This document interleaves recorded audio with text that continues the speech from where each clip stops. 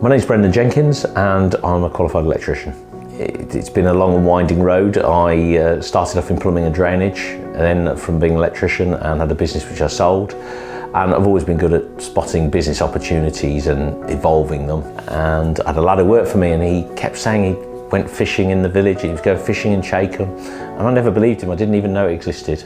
And opportunity came up. We looked at selling our house, and my wife found the house just next to this site, which we purchased and moved into there, and then found by chance that this lake was next to us, and the opportunity came up for that to be bought, and we did so with a view to seeing what we could set up on it. So the site is obviously set around the lake.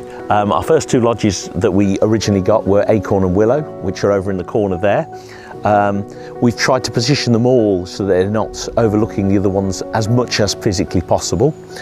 We then went on and we decided, well, those two lodges are sat back from the lake. Well, why couldn't we put them on the lake itself? So then we've gone and developed oak and maple. Oak itself is actually a shipping container, and we've built that lodge out of a shipping container, basically built it round it and inside it. Initially we purchased two pods just before COVID. They arrived literally the week before lockdown, and we started off with those two pods and established those into place, and then realised very quickly that there was an opportunity here with the surroundings. It's peaceful, serene surroundings around the lake. The fishing side of it hadn't really, although it was an old fishery, hadn't really been top of my list, and hadn't really seen the opportunities within that. We then, once we bought these two, we then started to build our own, getting rid of all the little niggles with the two that we bought, and then gradually just progressed till we had 5. Yeah, so the high end we've tried to balance with nature. We've tried not to disturb nature at all where we can. You know, the lake is a spring-fed lake. The water is crystal clear. Some days it looks clear enough to drink. We've got a great selection of fish, and everybody who's fished on it has said they're some of the best quality fish they've ever seen. And we put that down to the spring water and just the quality of the oxygen levels in there. The challenge that we have is we have a lot of weed growth because the water's so clean, but that's the price that we pay. Yeah, so the features, I mean, the main feature really, I think what everybody wants these days is hot tubs. So we've gone for the eco kind of end of the hot tubs, and we've gone for log-fired. The site's a really quiet and peaceful site. There's very few interruptions on the site. You can hear every noise on the site. It's really back to nature as much as you can be with the luxury of the lodge. Some of the simplest improvements have come from guest feedback, and if we get enough people commenting on the same things, well, we know that that's the important thing to the guests. Simple things that have come along have been things like clotheslines for hanging their stuff on when they get out of hot tubs, hooks for their gowns when they come out of the lodges, the gowns themselves. Again, just regular feedback on particular comments have helped us to evolve. You're back to nature. You've got everything from, we've got kingfishers, there's herons, we've got an otter, we've got badgers, there's deer in the neighbouring field, we have muntjacs that come down onto the site. There's such an array of wildlife here. With crayfish in the lake as well. There's a real variety. Well, when we bought the site, the tunnel was here, and the irony is that I've walked for years in the fields at the back, and could see the tunnel from the fields, all boarded up, no idea where it was or how to get to it, but was only a stone's throw away. And a lot of people in the village actually don't know how you get to it. And when we bought the property, there was planning permission on it to convert it. It was a workshop originally for the fishery. There was planning permission on it to convert it into a dwelling. That's basically what we've ended up doing. It's the icing on the cake of the site. The views are tremendous from the upstairs windows, even from the downstairs windows, but the absolute shot is when you open those blinds in the morning and you're looking out onto the lake. So as a site, we've tried to keep up with technology without damaging the environment that we're set in. So we have installed now car chargers. We try and keep all the cars off the site, and they tend to park on the old railway line, which is actually ironically on top of the tunnel, and that's where the car charger is located. So we're able to, you can come along, charge your car while you're in your lodge at night. There's plenty of parking for, some couples tend to come in 2 cars. There's loads of parking, and then we transport you down. Keeping the cars off the site just helps to keep that experience for everybody. I think the uniqueness of the site is probably predominantly the setting.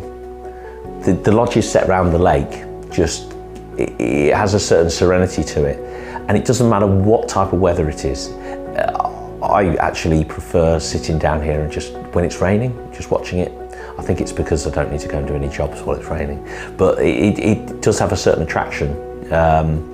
Then obviously you've got your hot tub sat facing over the lake, the unspoilt night sky, the nature around you, the lodges are all positioned so that you're not on top of your neighbour. They've all been tweaked slightly so you've got the maximum privacy we can possibly give.